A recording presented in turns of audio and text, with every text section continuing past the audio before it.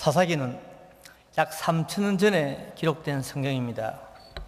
이 성경은 여호수아가 죽은 이후부터 사울이 등장하는 시기까지 기록된 것으로 이 시기를 사사시대라고 부릅니다. 사사시대는 이스라엘 백성이 축복의 땅 가나안에서 정착해서 살던 시대였습니다. 그럼에도 이들은 가나안 땅에서 축복을 누리지 못하고 살았습니다. 축복을 맛보아야 할 가나안 땅에서 이들은 불안과 고통을 맛보며 살아야만 했습니다. 그 첫 번째 이유는 이들이 가나안 땅 원주민들을 완전히 몰아내지 않고 저들의 풍습을 따라 살았기 때문입니다. 둘째 이유는 여호수아가 세상을 떠난 이후 다른 세대의 사람들이 여호와를 알지 못했기 때문입니다. 다른 세대의 사람들이 하나님을 알지 못했기 때문에 이들은 하나님 앞에 악을 행했고 바알과 아스타롯 같은 우상들을 숭배했습니다.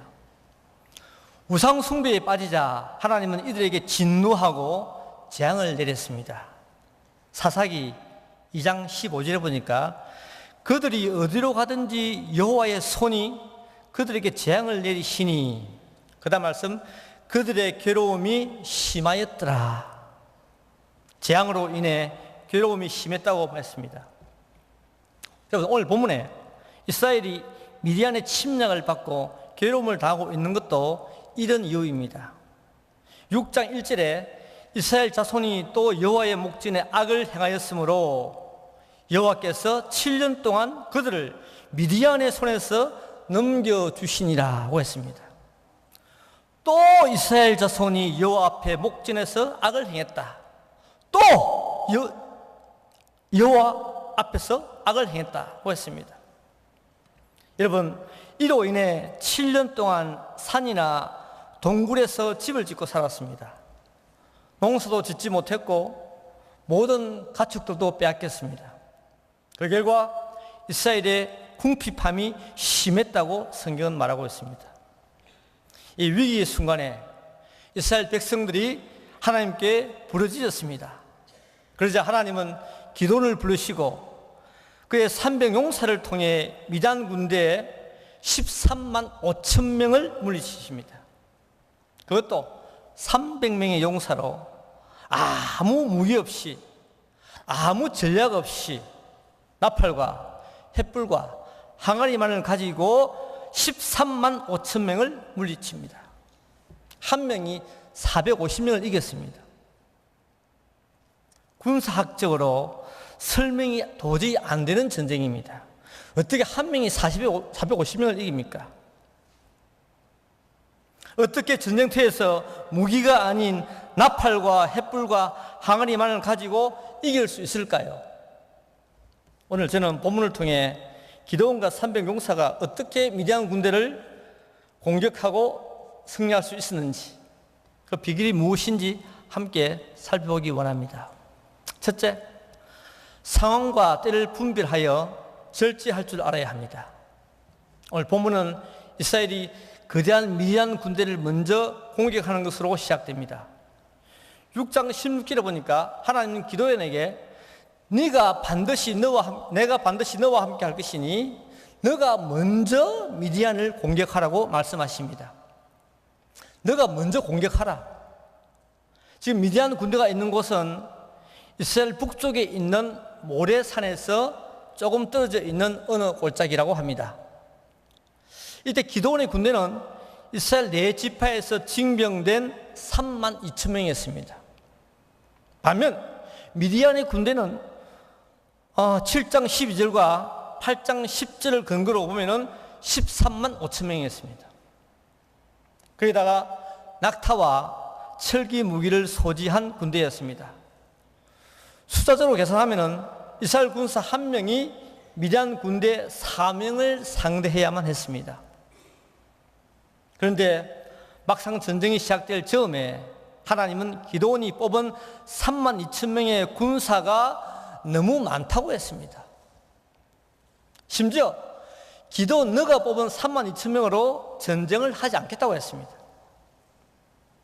그 이유는 군대가 많아 승리하면은 나에게 영광을 돌리지 않고 너의 자신들의 힘과 능력을 자랑하기 때문이라고 했습니다. 여러분, 이 하나님은 먼저 3만 2천 명 가운데 두려워 떠는 자는 집으로 돌려보내라고 명령했습니다. 적군 앞에 두려워 떠는 자는 군사로서 자격이 없다는 것입니다. 군인이 전쟁하러 나왔는데 그걸 먹고 있으면 누가 전쟁을 하느냐 하는 것입니다. 그래서 두려워 떠는 자 2만 2천 명이 짐을 싸서 집으로 돌아갔습니다. 2만 2천 명. 여기 집으로 돌아간 2만 2천 명은 자신들이 미디안과 왜 싸워야 하는지를 모르는 그런 사람들입니다. 그렇게 미디안에게 당하고 살면서도 왜 미디안과 싸워야 하는지 몰랐습니다. 이 사람들은 자신이 누구인지, 이스라엘과 미디안이 왜 다른지를 모르는 그런 사람들입니다. 바보입니다. 오늘 우리도 마찬가지 아니겠습니까?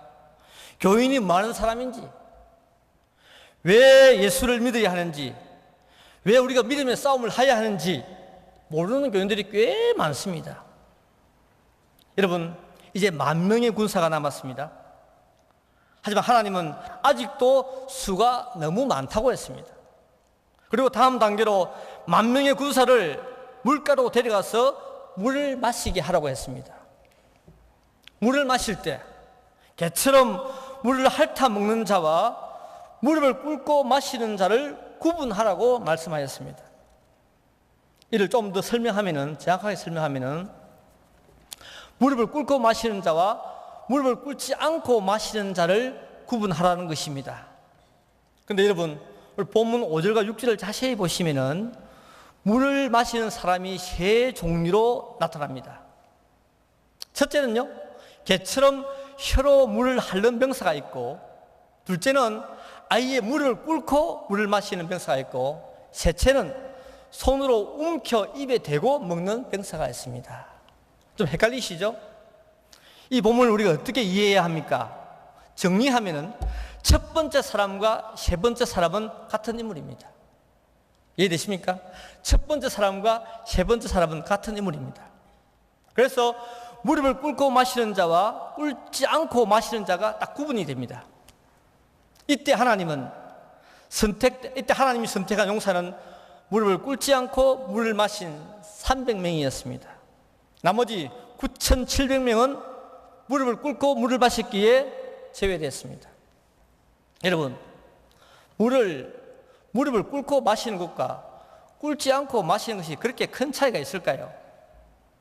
사실 군인이 무릎을 꿇고 물을 먹었다고 해서 군법에 해부되는 것도 아니고 율법에 위배되는 것도 아닙니다. 그럼에도 하나님은 무릎을 꿇지 않고 물을 마신 300명을 용사로 택했습니다. 무슨 뜻입니까? 적어도 이들은 상황과 때를 분별하고 절제하며 물을 마셨다는 것입니다. 오늘 본문에 300 용사를 개에다가 비유했는데요. 고대 근동지방에서 개는 경계심과 조심성이 강한 동물로 알려져 있습니다. 옛날 애굽의 나일강에는 악어떼들이 많이 살고 있었는데 개들이 물을 마실 때 악어떼를 경계하며 물을 먹었다고 합니다. 그러니 개들이 물을 마음대로 먹을 수가 없었겠죠. 지금 미디안의 군대가 가까이 있는 상황에서 아무 경계심 없이 편안히 무릎을 꿇고 물을 마신다면 미디안의 밥이 될 수 있기에 하나님은 무릎을 꿇지 않는 병사들을 선택했던 것입니다. 저 어릴 때요, 학교 운동장에서 축구했던 일이 생각이 납니다. 더운 여름, 전반전이 끝나면 모두 수도꼭지로 몰려갑니다. 수도꼭지에 가서도 몸싸움을 하면서 물을 마십니다. 실컷 먹죠, 물을. 그런데 어떤 친구는 간단히 한 모금만 먹고 나옵니다. 곧 후반전이 시작됩니다. 물을 많이 먹은 친구들은 배가 출렁거립니다. 뛰지를 못합니다. 그런데 물을 적게 마신 친구들은 뭡니까? 잘 뛰어다니죠. 경기는 쉽게 끝이 납니다. 여러분, 그 더운 여름에 누가 물을 안 먹고 싶겠습니까? 상황과 때를 판단해야 되지 않습니까? 지금 물을 많이 마실 것인가? 지금 물을 적게 마실 것인가? 하나님께서 300용서를 선택하신 기준은 바로 이것입니다. 상황과 때를 분별할 줄 알고 절제심이 있는 자들을 선택했습니다. 이런 자가 미디안 군대와 싸워 승리할 수 있다는 것입니다. 300명으로 13만 5천 명을 이길 수 있고 한 명이 450명을 이길 수 있다는 것입니다. 성도 여러분, 우리 신앙생활도 마찬가지입니다. 우리가 마음 놓고 사시면 안 됩니다. 마음 놓고 사시면 안 된다고요. 코도 빼먹는 세상이 되고 말았습니다. 아차 하면은 이미 늦습니다. 성경은 말합니다. 근신하라, 깨어라. 너희 대적 마귀가 우는 사자같이 두루 다닌다. 그렇습니다. 상황과 때를 잘 분별하는 지혜로운 성도가 되시기를 바랍니다. 모든 일에 근신하며 절제하는 삶을 사시기 바랍니다. 두 번째, 하나님의 말씀을 의심하지 말고 확신을 가져야 합니다. 하나님 말씀을 의심하지 말고 확신을 가져야 합니다. 하나님의 명령으로 기드온과 그의 군대는 이제 뭡니까? 3만 2천 명에서 300명으로 감축되었습니다. 3만 1,700명이 집으로 돌아갔습니다. 아무리 하나님의 명령이라 하지만 자기 눈앞에 300명만 남았을 때 기드온의 심정이 어땠을까요? 그도 사람이기에 하나님께 원망과 의심을 했을 것입니다. 게다가 적군은 메뚜기 떼처럼 많았습니다. 6장과 7장에서 볼 수 있듯이 기드온은 완벽주의자가 아닙니까? 하나님 뜻을 알 때까지 계속 요구하는 스타일이 기드온입니다. 돌다리도 두드려서 건너는 사람이 바로 기드온입니다. 그런데 지금 기드온은 300명으로 메뚜기처럼 많은 미디안 군대를 어떻게 이길 수 있을까 하는 의심이 일어나고 있었습니다. 그리고 하나님께서 자신의 군대를 축소시킨 것도 이해하지 못한 상태입니다. 이 상태에서 전쟁을 하면은 백전백패죠. 우리가 전쟁사를 읽어보면요, 장군이 앞에 나와서 일장 연설을 합니다. 이유는 병사들에게 사기를 복돋아주고 승리를 확신시켜주기 위함입니다. 고대 아테네의 명장 페리클레스는요, 라는 사람은 요즘 말로 하면은 연설의 달인이었습니다. 달인. 기록에 의하면은 그가 연설하면서 백성들의 마음을 마음대로 주물렀다고 했습니다. 굉장히 연설을 잘했습니다. 주물렀다는 표현은 그가 탁월한 연설가였고 탁월한 입당꾼이었다는 것을 우리에게 암시합니다. 결국 그의 연설에 감동받은 아테네 군대는 스파르타 군대를 쉽게 물리칩니다. 병사들에게 확신이 이렇게 중요한 것입니다. 그런데 오늘 본문에 기드온에게 이런 확신을 찾아볼 수가 없습니다. 오히려 실망, 낙심, 의심이 있을 뿐입니다. 여러분, 이런 기드온에게 오늘 밤 하나님이 찾아오셨습니다. 우리 본문 9절을 함께 읽어보겠습니다. 시작. 그 밤에 여호와께서 기드온에게 이르시되 일어나 진영으로 내려가라. 내가 그것을 내 손에 넘겨주었느니라. 그리고 만약 진영으로 내려가는 것이 겁이 나면, 두려우면 내 부하 브라와 함께 가라고 말씀하였습니다. 그리고 진영에 들어가면은 그들이 무슨 말을 하는지 잘 들어보라고 이야기했습니다. 드디어 미디안 진영에 이르렀습니다. 그런 메뚜기 떼처럼 많은 군사들을 보았고 희안의 모래처럼 많은 낙타들을 눈으로 직접 보았습니다. 기드온과 브라가 점점 적의 진영으로 접근할 때 이번에는 어떤 두 병사가 서로 이야기하는 소리를 듣게 됩니다. 우리 본문 13절, 14절을 함께 읽어보겠습니다. 기드온이 그곳에 이른저 어떤 사람이 그의 친구에게 꿈을 말하여 이르기를 보라, 내가 한 꿈을 꾸었는데 꿈에 보리떡 한 덩어리가 미디안 진영으로 굴러들어와 한 장막에 이르러 그것을 쳐서 무너뜨려 위쪽으로 엎으니 그 장막이 쓰러지더라. 그의 친구가 대답하여 가로되 이는 다른 것이 아니라 이스라엘 사람은 요아스의 아들 기드온의 칼이라. 하나님이 미디안과 그의 모든 진영을 그의 손에 넘겨주셨느니라.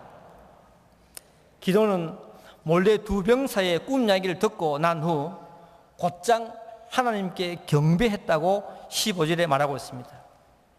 왜 기드온이 꿈 이야기를 듣고 경배했을까? 그렇게도 하나님을 의심하던 기드온이 갑자기 하나님을 경배했을까? 바로 말씀에 대한 확신이 생겼기 때문입니다. 9절에서 하신 말씀입니다. 일어나 진영으로 내려가라. 내가 그것을 내 손에 넘겨주었느니라. 이 말씀이 생각났습니다. 이와 비슷한 내용은 이미 6장 16절에도 말씀했습니다. 하나님, 내가 미디안 사람 치기를 한 사람을 치듯 하리라고 했습니다. 기드온은 미디안 병사들의 꿈 이야기를 들으면서 하나님이 이전에 하신 말씀이 생각이 났고 이로 인해 마음에 확신이 생겼던 것입니다. 더더욱 은혜를 받은 것은 보리떡 같은 자신이 하나님의 은혜로 미디안 군대를 이겨내는 것입니다. 보리떡은 어떤 떡입니까? 광야에서 베두인들이 먹는 음식입니다. 가루를 반죽해서 불에 구워서 먹는 떡이죠. 떡 중에서요 가장 맛이 없는 떡이고 인기가 없는 떡입니다. 이 보리떡을 우리식으로 표현하면 개떡입니다. 요거 아닙니다.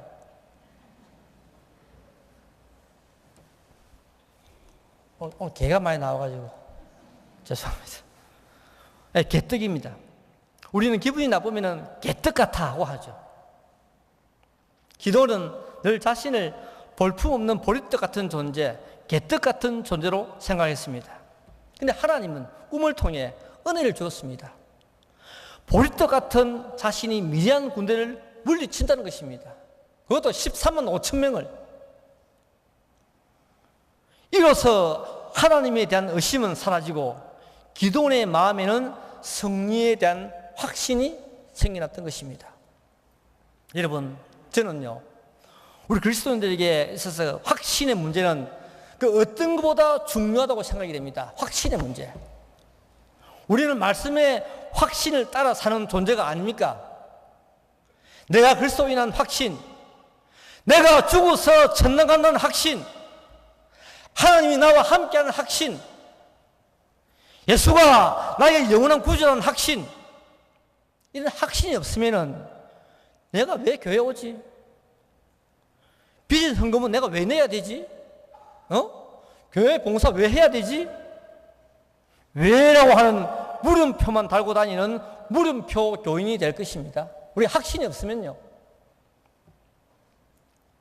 기드온이 하나님을 경배한 것도 이런 확신이 생기기 때문에 경배했습니다. 믿습니까?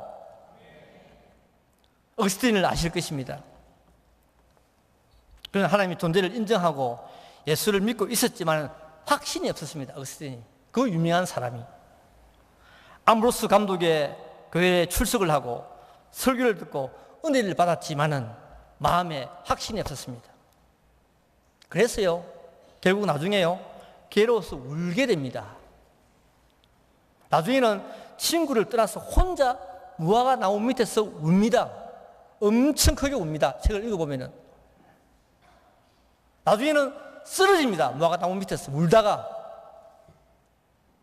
울어도 응답이 없자 이렇게 부르짖습니다. 한번 들어보십시오. 주님, 언제까지입니까? 주님, 언제까지입니까? 이걸 두 번 합니다. 주님, 언제까지입니까? 그 다음에 내일입니까? 내일입니까? 왜 지금은 아닙니까? 왜 이 순간은 아닙니까? 뭐 감사 이런 거 없어요. 그냥 하나 붙은 거예요. 내일입니까? 내일입니까? 왜 지금은 아닙니까? 왜 지금은 나에게 은혜를 안 주십니까? 왜 확신을 안 줍니까? 왜 이 순간은 아닙니까? 얼마나 절박한 기도입니까? 확신이 없으니까. 예수를 믿고 있는데 교회는 가는데 은혜는 받는데 확신이 없는 거예요. 그러니까 내일입니까? 내일입니까? 왜 지금은 아닙니까? 그렇게 절벽하고 통해 자복하자 이웃집에서 아이들의 소리가 들렸고 그 소리대로 성경을 읽습니다. 잘 아시죠? 로마서 13장. 나중에 이렇게 고백했습니다. 그 로마서 성경을 읽은 후 즉시 내 마음에 확실성의 빛이 들어와 모든 의심이 사라졌다. 성도 여러분, 하나님에 대해 성경에 대해 의심을 하고 계십니까? 아니, 예수 믿는 그것에 대해서 의심을 하고 계십니까? 정말 의심을 버리시고 하나님 말씀에 확실한 삶을 사시는 성도님들이 되시기를 소망합니다. 세 번째, 하나님께서 지시한 대로 순종하면 됩니다. 꿈 이야기를 듣고 승리를 확신한 기도는 군사들에게 일어나라. 여호와께서 미디안과 그 모든 진영을 너희 손에 넘겨주었다고 자신 있게 군사들을 설득하였습니다. 과거 하나님께서 수차례 기도원에게 승리를 약속하였지만 기도는 믿지 않았죠. 하나님의 약속을 믿지 못하던 기도원이 미디안 병사의 꿈 이야기를 듣고 하나님을 믿게 된 것입니다. 이제 정탐에서 돌아온 기도원은 작전 지시를 내렸습니다. 먼저 300명을 세 부대로 나누고 각자에게 나팔과 빈 항아리를 주었습니다. 왼손에는 횃불을 감춘 빈 항아리를 들게 했고 오른손에는 나팔을 들도록 했습니다. 그리고 신호를 알리면 항아리를 부수고 횃불을 치켜 들고 나팔을 불고 여호와를 위하여 기도를 위하여 소리치라고 했습니다. 한마디로 나만 보고 내가 하는 대로 그대로 하면 된다고 했습니다. 이것이 소위 기도원의 군사 전략입니다. 얼마나 웃깁니까? 군사 전문가가 보면은 개죽음 당하기가 일쑤입니다. 우리가 아는 야간 전투 병사들의 모습이 전혀 아닙니다. 뭐 분장을 하고 뭐 이런 거 없어요. 눈에 뭐 칠하고. 그럼에도 불구하고 기도원과 그의 군대는 순종했습니다. 예? 말도 안 되는 이 작전에 순종했습니다. 기도원이 시키는 대로 했습니다. 무기지급이나 작전에 대해 불평하지 않았습니다. 의심하지 않았습니다. 이까지 거 가지고 어떻게 전쟁을 하느냐 그렇게 말하는 사람도 한 분도 없습니다. 21절에 여러분 승리를 확신한 기도원은 그날 밤 적진으로 갔습니다.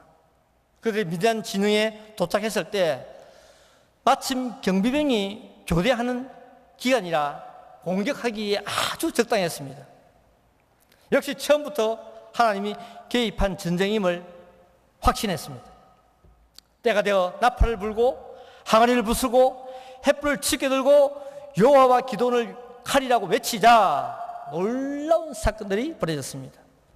21절을 보십시오. 21절에 미디안 군사들이 뛰어다니고 부르짖고 도망쳤다.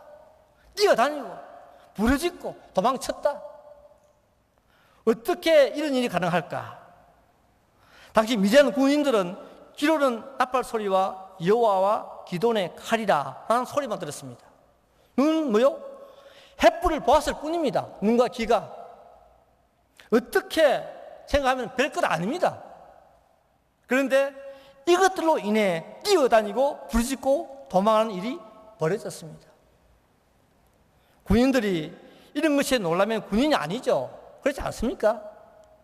우리 아들도 군인이에요. 가보니까 놀고 있어. 놀고 지겹대요. 군인 아닌 것 같아.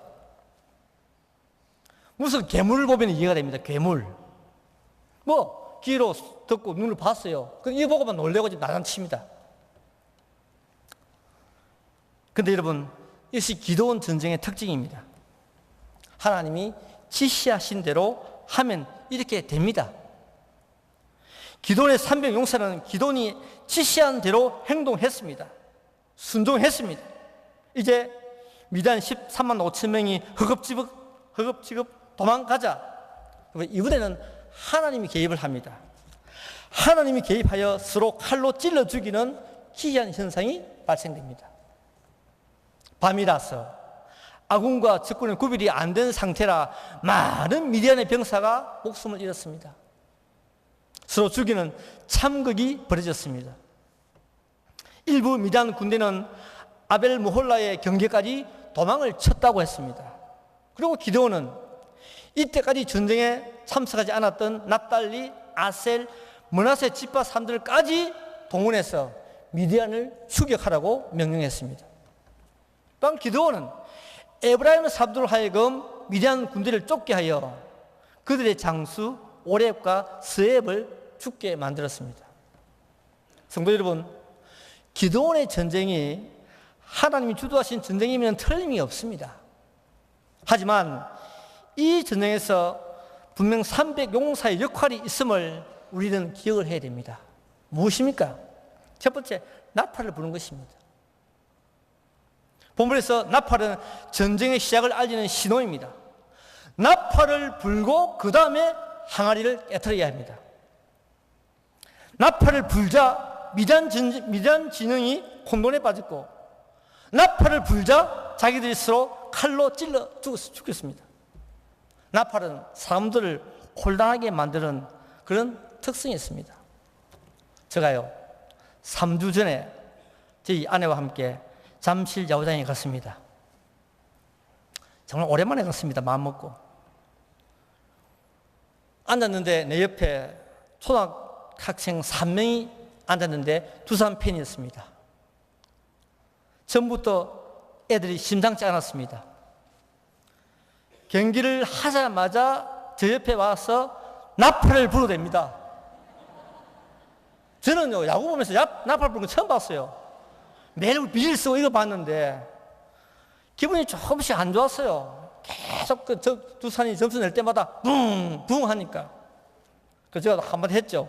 뭐라고 했을까요? 마 했어요. 아무도 몰라. 롯데 팬이 아는데 그래서 큰 소리 못하고 마 했어요. 진짜 모르네. 야구 좀 보세요. 참말로. 바이 목사님 알 겁니다 아마. 저 그랬어요. 마 했어요. 근데 안 돼요. 이길 수 없어요. 결국 저는 그때 응원도 못하고 그 더운데 앞에 아저씨는 술 마시고 있고 옆에는 새놈이 나팔 불고 있고 도저히 영원이 안 돼. 졌어요. 깨끗하게. 이길 수가 없어. 나팔 때문에. 내가 마음이 안정돼야지 응원을 하죠. 오랜만에 갔는데 나팔 때문에 졌어요. 정말 불편했습니다. 그날 제가. 저는 좀 조용히 보는 스타일인데 근데 석기시 목사님은 안 그래요. 막 감 질러요. 저는 조용한 편인데 그날 갔어요. 완전 갔어요. 맛이 갔어요. 그 나팔 소리에. 아무튼 그랬습니다. 예. 여러분, 만약 오늘 본문에 기드온의 용사들이 나팔을 불지 않았다면 전쟁은 패배하는 것입니다. 하나님이 시키던 대로 나팔을 불 때 미디안을 물리칠 수 있었던 것입니다. 이 나팔은 시작 시대에 진리의 선포, 복음의 선포를 의미합니다. 우리가 진리를 선포할 때, 우리가 나팔을 불 때 마귀가 물러가고, 우리가 진리를 선포할 때 미디안의 13만 5천 명이 물러간다는 사실을 기억하시기 바랍니다. 하나님이 하시니까 나는 아무것도 안 해도 되겠지 라고 생각하시면 잘못된 것입니다.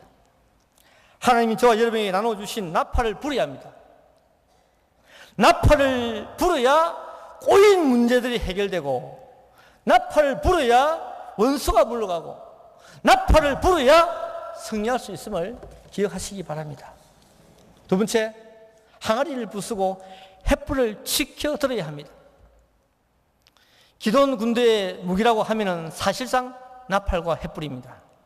당시 기드온의 용사들은 횃불을 항아리 안에 숨겨서 적진으로 들어갔습니다.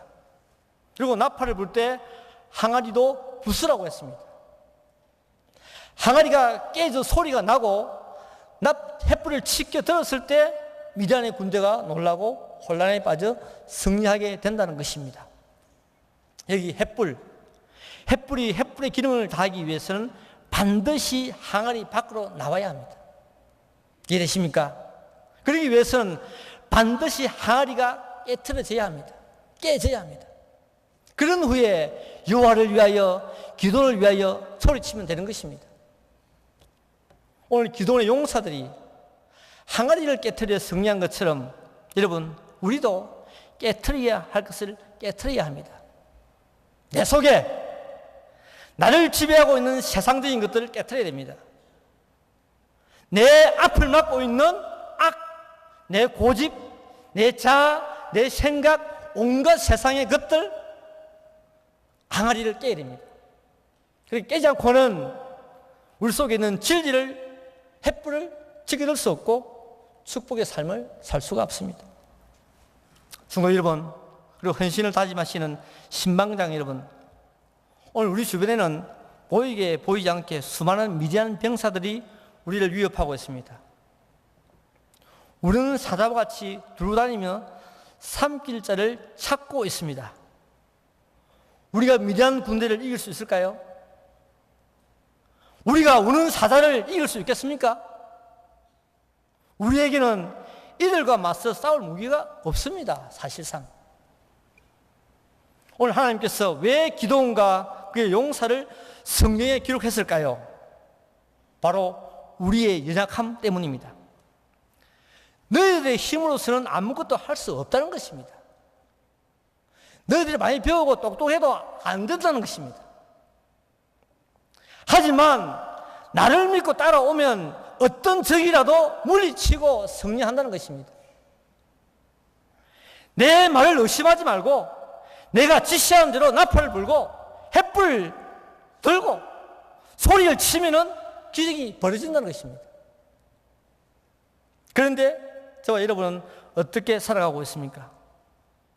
하나님이 주신 나팔을 불지 않고 횃불을 항아리 안에 숨긴 채 소리를 지르기보다는 원망과 불평을 하고 있지는 않습니까?